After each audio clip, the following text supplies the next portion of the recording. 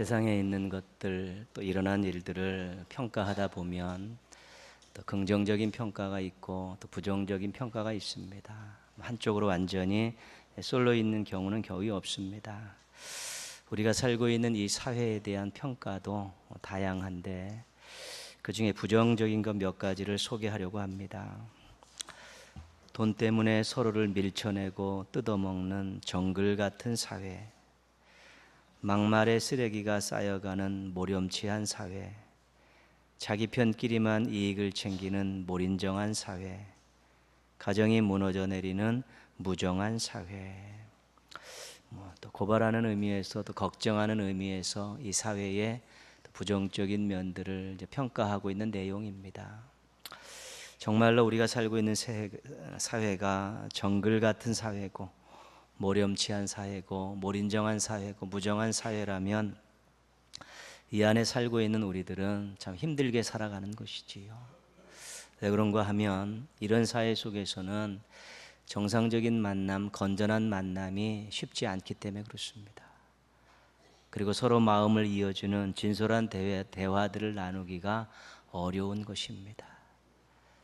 누군가가 나의 경쟁 상대이고 누군가를 극복해야지 나에게 이익이 있고 기쁨이 있다면 항상 사람들에 대한 만남이 진짜 만남이 되지 않고 또 대화 자체도 그렇게 속내를 다 까놓고 이야기하는 그런 대화가 될 수 없기 때문에 그렇습니다. 그래서 어떤 공동체든지 어떤 사회이든지 일단은 만남이 자연스럽고 행복해야 되고 대화를 통해 서로 위로가 되고 용기를 얻고 또 마음과 정보들을 잘 교류할 수 있어야만이 행복한 것입니다. 우리 스스로들도 누구와의 만남이 좋지 않으면 평안함이 없는 것이고요. 늘 이야기해봤자 실망만 하고 상처만 받는다면 행복할 수 없는 것입니다. 정말 만남이 얼마나 진짜로 이루어지고 대화가 얼마나 또 풍성하게 잘 이어지느냐, 이것이 한 사회 한 공동체를 또 평가하는 아주 중요한 요인이 될 수 있는 것입니다. 이런 아픔들을 알기 때문에 정말로 앞에서 아름답고 행복한 그런 귀한 공동체를 만들자고 또 외치기도 하고 주장하기도 하고 글을 쓰기도 하는 그런 분들이 많이 있습니다. 그리고 또한 익명의 사람들 이름을 내놓지 않고서 이런 일들을 위해서 또 노력하는 사람들도 있고요. 많은 무명의 사람들은 자기의 삶의 자리에서 좋은 만남들 또 좋은 대화들을 이루기 위해서 노력하는 사람들도 있습니다. 그런 사람들이 여전히 존재하기 때문에 이 사회가 아직까지도 이렇게 잘 유지되고 있는 것입니다. 특별히 우리 신앙인들은 또 이 사회의 구성원으로서 또 하나님 나라를 이 땅에 실현해가는 사람들로서 또 아름다운 만남들 또 좋은 대화들을 통해서 서로 행복을 맛보고 또한 함께 힘을 얻을 수 있는 그런 분위기들을 만들고 또 공동체를 만들고 관계들을 개선해 나가는 데 있어서 아주 중요한 역할들을 감당해야 되는 것입니다. 그것이 신앙의 중요한 부분입니다. 삶의 자리에서 좋은 만남들을 이루어가고 좋은 대화들이 이루어질 수 있도록 노력하는 것, 그것은 사회생활이 아니라 신앙생활의 한 부분이라 할 수 있습니다. 더욱 관심을 가지고 노력해야 될 필요가 있는 것입니다. 오늘 함께 읽은 시편 133편 1절 말씀, 오늘 주제 말씀인데 같이 한번 읽겠습니다. 보라, 형제가 연합하여 동거함이 어찌 그리 선하고 아름다운고. 아름다운 공동체에 대한 말씀입니다. 이런 공동체가 얼마나 선하고 아름다운가. 또 하나님께서는 이런 공동체를 만들기를 원하신다는 의미도 담겨 있습니다. 시편 133편은 성전에 올라가는 노래입니다. 흩어져 살고 있는 하나님의 백성들이 절기를 맞이해서 전국 각지에서 예루살렘으로 모여서 성전 앞으로 가는 것입니다. 이들을 우리가 순례자들이다 그렇게 이야기합니다. 이들의 공통점은 하나님을 섬기는 하나님의 백성이라는 것입니다. 그래서 자신들을 하나님의 백성 되게 한 하나님의 언약 안에서 함께 모여서 영광을 돌리고 찬양을 드리는 것이고요. 또 함께 하신 하나님의 임재 안에서 함께 먹고 마시면서 교제하는 것입니다. 처음 보는 얼굴이 대부분입니다. 그런데 그것이 중요하지 않습니다. 같은 하나님을 섬기고 같은 하나님의 백성이라는 그 공동체성을 가지고, 그 공통점을 가지고 함께 찬양드리고 함께 먹고 마시고 교제하는 그런 좋은 분위기들을 만들어가는 것입니다. 우리는 하나님의 언약 안에서 가족입니다. 우리는 하나님의 임재 가운데 하나입니다 라는 이런 생각들을 가지고 절기 때 예루살렘 성전으로 모여가면서 함께 한 마음이 돼서 찬양하고 서로 연합하고 동거하는 그런 모습을 가지고 하나님 앞에 나아가는 것입니다. 선한 공동체, 아름다운 공동체라는 찬사를 들을 수 있는 것입니다. 얼굴도 모르는 사람들이 하나님을 믿는다는 한 가지 이유만으로, 하나님의 백성이라는 한 가지 이유만으로 함께 하나님 앞에 영광을 올려드리고 서로 절기 기간 동안에 먹고 마시면서 대화하고 교제하는 그 모습이 정말 선하고 아름답다, 이렇게 찬사를 드리고 있고요. 이것은 당연히 하나님 보시기에도 너무 귀한 모습입니다. 연합하고 동거한다는 것이 어떤 의미인가? 오늘 2절 3절에서 비유적으로 설명하고 있습니다. 2절부터 3절 첫째 문장까지만 같이 읽겠습니다. 머리에 있는 보배로운 기름이 수염 곧 아론의 수염에 흘러서 그의 옷깃까지 내림 같고 헐몬의 이슬이 시온의 산들에 내림 같도다. 아멘. 두 가지를 이야기하고 있죠. 머리에 기름을 부어서 그것이 쭉 흘러내려서 수염, 옷깃까지 흘러가는 그런 모습이죠. 이것은 머리에 좋은 기름을 부어서 흐르게 하는 손님을 환대할 때의 하나의 풍속이기도 하고요. 아론이 언급되어 있기 때문에 제사장들 유임식 때 했었던 하나의 의식이기도 한 것입니다. 우리가 정말 손님들을 환영할 때요, 다 음식을 준비해 놓고 문가까지 나가가서 서로 웃으면서 악수하고 또 포옹하고 또 함께 들어와서 음식을 또 나누는 이런 모습들은 정말 행복하고 아름다운 모습 아니겠습니까? 형제가 연합하여 동거한다는 것은 사람을 가족처럼 생각하면서 기쁨으로 환영하고 함께 나누는 그런 모습들이 형제가 연합하고 동거하는 모습입니다. 헐몬의 이슬이 시온의 산들에 내리는 것은 자연현상입니다. 북쪽에 있는 이 헐몬 산에서 엄청나게 많은 이슬들이 새벽에 시온의 산들로 내려가는 것이죠. 그 시온의 이스라엘의 땅은 건기에는 거의 비가 오지 않습니다. 그래도 생물들이 살고 있는 것이죠. 사는 이유는 그 북쪽 높은 헐몬산에서 바람과 함께 이슬이 내려와서 그 이스라엘 땅을 촉촉히 다 적셔서 그 이슬 때문에 그 식물들이 건기에도 살 수 있는 것입니다. 얼마나 멋있는 모습입니까? 있는 사람은 나누어 주고 그것 때문에 살아나고 이런 모습들을 지금 상상하자는 것입니다. 무언가를 나누어 줘서 다른 사람이 힘을 얻게 하고 무언가를 또 함께 하면서 그 사람이 살아나게 하고 용기를 얻게 하고 이런 모습처럼 아름다운 모습이 어디 있겠습니까? 헐몬의 이슬이 그 시온의 들녘에 내려서 그 생물들을 건기에 살아나게 하는 그 모습들, 누군가를 살리는 그런 모습들, 회복시키는 그런 모습들이 아름다운 모습인데 그것이 바로 형제가 연합하고 동거하는 모습이라는 것입니다. 가족으로 대하면서 함께 어우러져서 나누고 또 누군가를 서로 살려주고 서로 회복시켜주는 그러한 모습들이 형제가 연합하여 동거하는 모습이고, 그것을 우리가 손님을 환대하는 자리에서 성전에서 제사장 유임시키는 그 모습에서 기름을 부어서 수염을 타고 옷깃까지 내리는 모습 속에서 헐몬의 이슬이 시온의 산들에 내려서 그 생물들을 다시 생명을 유지하게끔 하는 그런 모습들을 바라보면서 정말 아름답다, 멋지다, 귀하다 이런 찬사를 하듯이 신앙 공동체 안에서 그런 믿음의 사람들이 함께 어우러져서 나누고 서로를 위해 축복하고 서로를 살리고 서로의 위로와 용기를 주는 그런 모습들이 당연히 아름다운 모습일 수밖에 없는 것입니다. 그래서 아름다운 공동체는 유쾌합니다. 왜냐하면 사람들이 다 좋으니까요. 주는 사람도 좋고 받는 사람도 좋고 나누면서 좋고 또 교제하면서 좋으니까 이 아름다운 공동체는 사람들 마음이 다 좋습니다. 그래서 유쾌할 수밖에 없고요.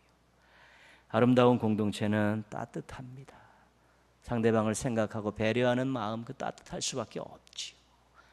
아름다운 공동체는 생동감이 있습니다.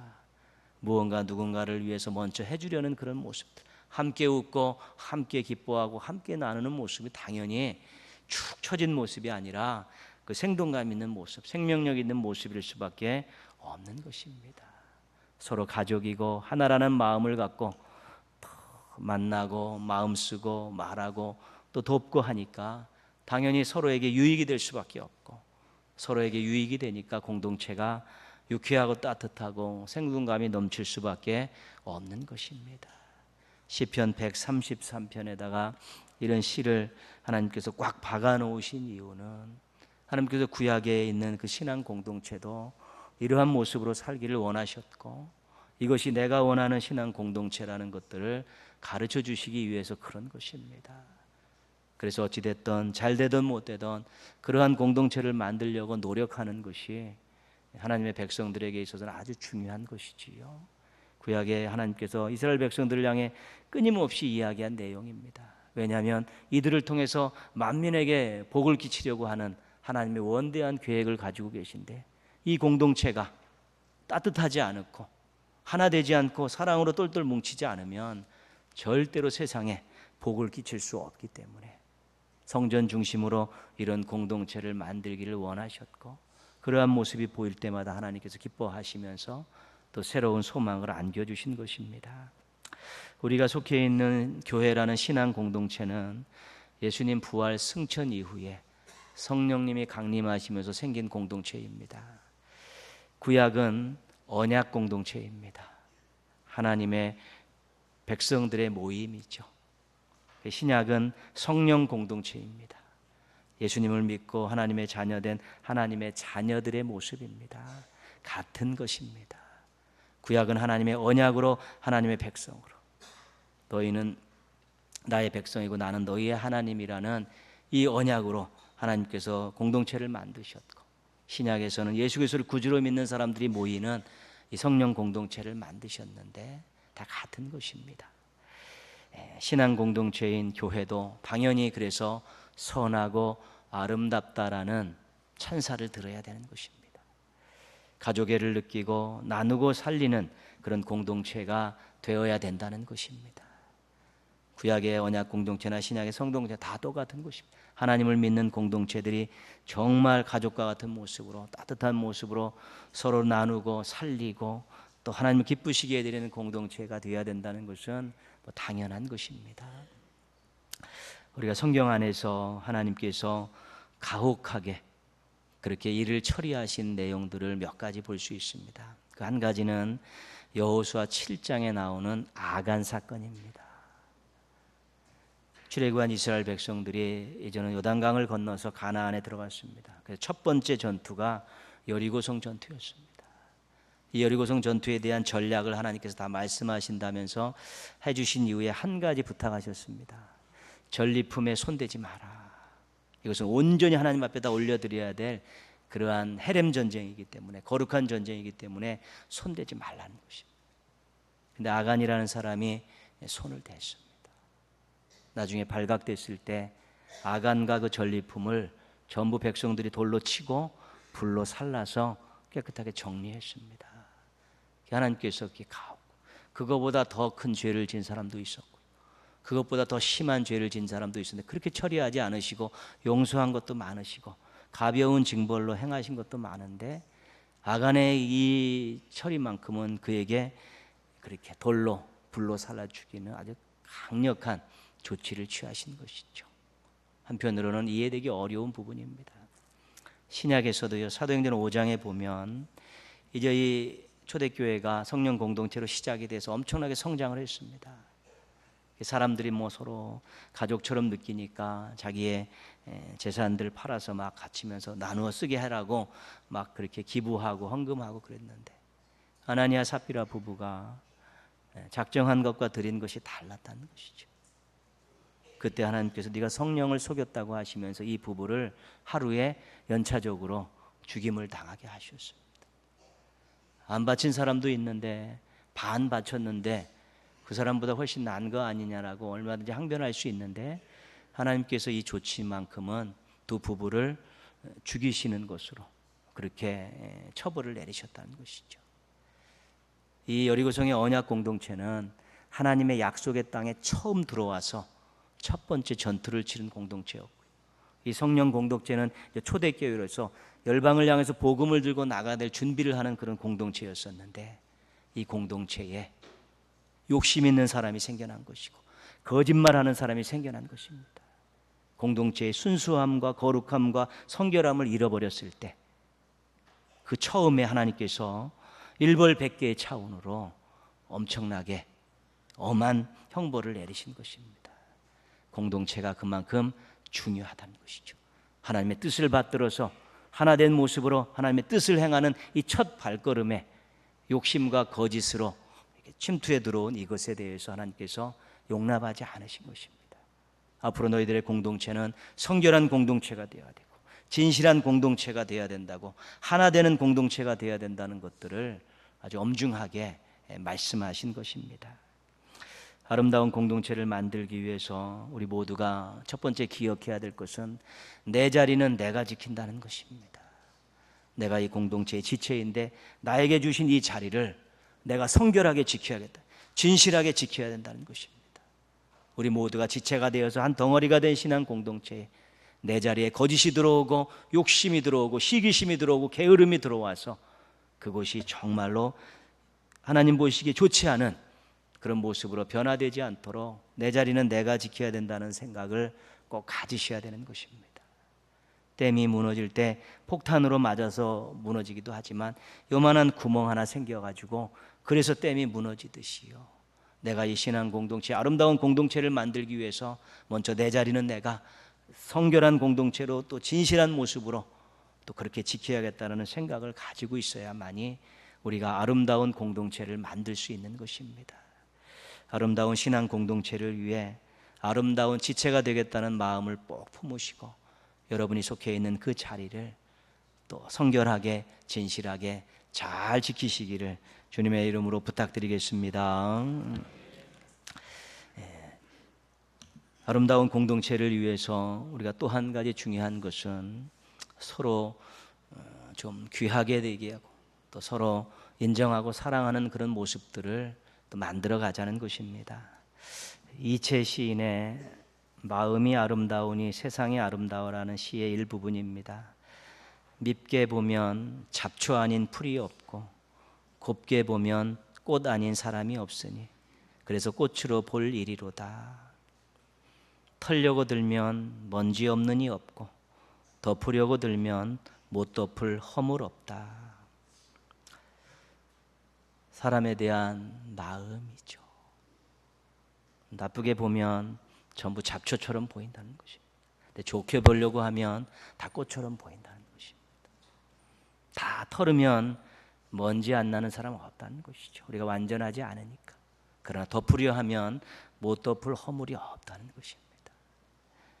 그래서 사람의 상대방을 보는 그런 마음들이 중요하다는 것입니다. 그런 시선들이, 시각들이 굉장히 중요하다는 것입니다. 우리가 그러기 위해서 첫 번째, 다른 사람들을, 다른 지체들을 가족처럼 보면 됩니다. 가족처럼. 여러분, 가정 안에 있는 가족들 얼마나 애지중지합니까? 아무리 잘못해도요, 뭐 죽이게 살리니 그런 얘기 하지 않고 이해하려고 그러고 도와주려고 하지 않습니까?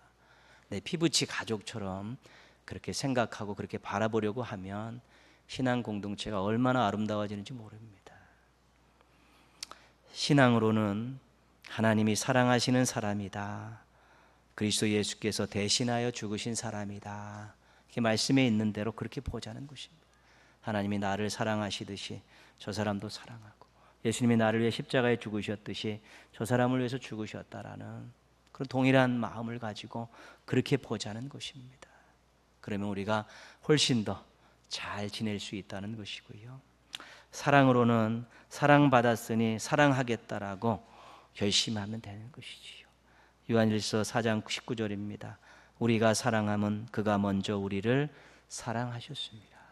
그동안 하나님께 받은 사랑을 곱씹어 보면서 내가 이렇게 큰 사랑 계속 받았는데 작은 사랑이나마 하면서 살아야겠다라는 마음을 가지고 사람들을 대하다 보면 마음도 시각도 또 언어도 행동도 조금씩 변할 수 있다는 것입니다.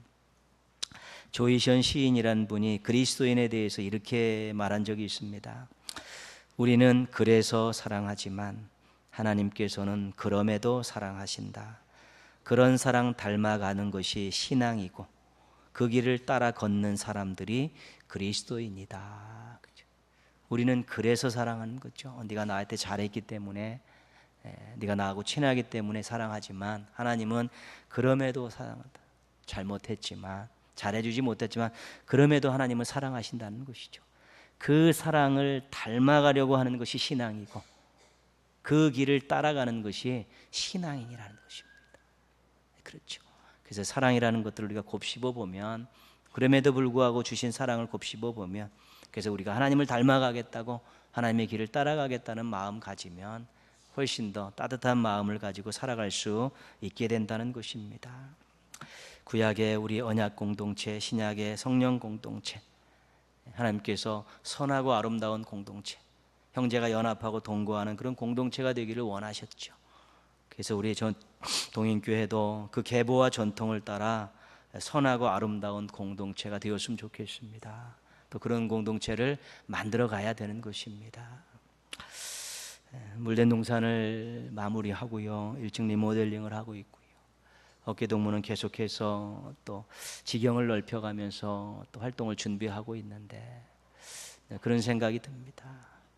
환경은 좋아지고 시설들은 편해졌는데 우리가 정말 이것을 잘 활용할 수 있는 그런 사랑과 진실함이 있는 공동체로 우리가 지금 준비되어져 가고 있는가, 이런 생각들을 하고 또 그런 기도 제목들을 새벽마다 우리 나누고 있습니다.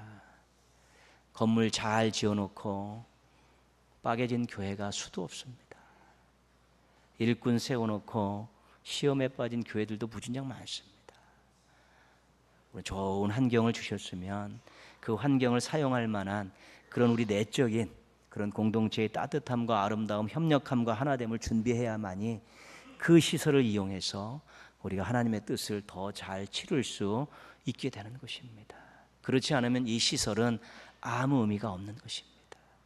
주의 일 더 잘하라고, 또 주님을 더 기쁨을 안겨드리라고, 또 이렇게 하면서 행복하고 서로 아름답게 사랑을 나누며 살라고 주신 귀한 환경이고 건물인데, 이것을 정말 운영하고 유지할 만한, 사용할 만한 내적 공동체에 형제가 연합하고 동거하는 선하고 아름다운 공동체를 우리가 만들지 못하면 우리는 여태까지 헛일한 것이 될 수밖에 없기 때문에 오늘 이 말씀을 드리는 것입니다. 그래서 우리가 아름다운 공동체가 되기 위해서 모두가 노력해야 합니다. 여러분, 이 교회의 주인은 하나님이십니다. 그런데 이 교회를, 이 교회의 지체인 여러분들에게 하나님께서 맡기신 것입니다. 그래서 여러분들이 주인 노릇은 할 수는 없어도 주인 의식은 가지고 살아가야 되는 것입니다. 하나님 맡겨주신 이 교회를 아름다운 교회로 만들어 가야겠다, 그렇죠. 여러분이 주체성을 가지고 서로 연합하고 동거하고 아름다운 공동체를 만들기 위해서 노력하는 것입니다. 목회자는 여러분들에게 신앙적인 방향을 제시하고 하나님의 뜻을 알려주고 뒤에서 격려하며 기도하면서 여러분들이 아름다운 공동체를 만들어가는 데 협력하는 사람이고 여러분들이 고용한 사람일 뿐인 것입니다. 그래서 목회자 중심으로 이 교회가 돌아가기 시작하면 나중에 쑥 빠져버리면 교회가 건강함을 잃어버릴 수가 있습니다. 저도 여기서 하나님께 심어주신 데까지 끊임없이 최선을 다해서 생명 걸고 하지만 실은 여러분들이 중심이 되어서 서로 연합하고 하나 되어서 아름다운 공동체를 만들고 이 시설들을 활용해서 하나님의 뜻을 지역사회로 민족을 향해 열방을 향해 내보내는 일들을 해야 되는 것입니다. 지금까지 잘해 오셨는데요, 지금보다 조금 더 기도 많이 하셨으면 좋겠습니다. 우리가 건축을 하면서 실은 기도가 많이 부족했다는 거 제가 굉장히 아쉬운 부분입니다. 근데 이제 이것을 사용하면서 주의 뜻을 이루어가는데 이 정도의 기도 가지고 택도 없는 것입니다. 여러분 개인적으로 집에서 얼마든지 기도하실 수 있습니다. 기도하시지만 그래도 우리가 초토나 심야 기도회 때는 모이셔가지고 함께 정말 뜨겁게 부르짖는 시간들을 가져야 되는 것입니다. 나를 위해서 집에서 기도할 수 있지만 함께 모여서 서로를 위해 기도하고 교회를 위해서 기도하는 일은 너무나 중요한 것이기 때문에 그렇습니다. 초토 새벽 기도를 처음 만들 때 취지는 그렇습니다. 그래도 토요일 날 쉬시는 분이 많으니까, 그래도 금요일 날 심야하고 쉬시면 심야도 나오실 수 있고, 또 쉬시는 날 한 달에 한 번 새벽을 깨우면 또 뒤에 쉴 수 있으니까 그런 개념으로 만들어 놨는데, 쉬는 날이기 때문에 더 자야겠다는 것이고, 쉬는 날이기 때문에 놀러 가야겠다는 생각이 앞서니까 별반 인원의 필요가 없고 변동이 없는 것입니다. 내가 새벽을 깨우는 우리 믿음의 선배들이 이 자리를 지키고 계신데, 내가 한 달에 한 번 새벽을 깨우겠다라는 마음들을 가지셔야 됩니다. 그래야 지체고 그래야 일꾼이고 그렇습니다. 저녁에 심야에 나와서 한 번 기도하고 그 다음날 쉬니까 좀 쉬어야겠다, 이런 마음들을 가지고 나오실 수 있어야 되죠. 제가 여러분들 직장생활하는 분한테 새벽 요구하지 않습니다. 그러나 그래도 한 달에 한 번 초토 새벽 기도와 심야 기도에는 다 같이 모여서 기도해야 되는 것이죠. 그래야 우리가 아름다운 공동체를 이룰 수 있고, 아름다운 공동체가 돼야지 주님께 계속 쓰임받을 수 있게 되는 것입니다. 그리고 여러분들이 아름다운 공동체를 만드는 훈련들을 교회에서 하셔야 됩니다. 그리고 밖에 나가서, 세상에 나가서 정말 어떤 모임에 가서 이간질하고 분탕질하고 그런 일 하지 말아야 되는 것입니다. 교회에서 아름다운 공동체를 만드는 훈련들 잘해서 어느 모임에 가서든지 유쾌하게 하고, 서로 결속하게 하고, 서로 모이게 힘쓰게 하고, 서로 헤어지면 기쁘게 하는 그런 공동체를 만드는 그런 사명들도 잘 감당해야 됩니다. 얼마나 많은 사람들이 모임 안에서 사람들을 힘들게 하고 갈라지게 하고 이간질시키는 세상의 모임들을 그래서 가기가 싫은 것이지.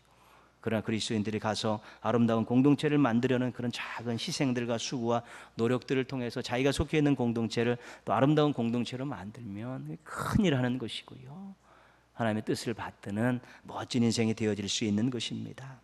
3절 말씀 거기서부터 읽겠습니다. 거기서 여호와께서 복을 명령하셨나니 곧 영생이로다. 형제가 연합하여 동거하는 그 공동체 하나님이 임재하셔서 복을 명하셨는데, 무슨 복을 명하셨냐면 영생이라는 것입니다. 여러분, 영생하면 하나님 나라에서 영원토록 사는 거 그렇게 생각하는데 그것이 1번이고요. 2번은 뭐냐면 하나님과의 관계가 계속 지속되는 것입니다.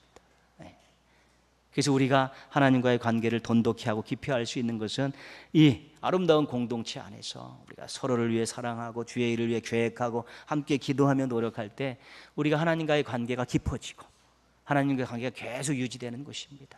악얼굴짝 빈들에도 복음 들고 갈 수 있는 이유는 하나님이 함께 하시기 때문에 그런 것이죠. 하나님 관계가 좋기 때문에 갈 수 있는 것이지. 고난이 내게 유익이라고 고백할 수 있는 일, 고난 가운데서도 하나님과의 관계가 좋으니까 넉넉히 이겨내고는 보니까 유익이라고 이야기할 수 있는 것이죠. 그게 영생입니다. 하나님과의 관계가 끊임없이 지속되는 것, 그 복을 우리가 이 아름다운 공동체 안에서 맛볼 수 있도록 하나님께서 예비해 놓으셨다는 것입니다. 이제 저희가 아름다운 공동체를 이루기 위해서 여러분 각자가 다 함께 노력하셔야 됩니다. 누구 한 사람이 해서 될 일들은 아닙니다.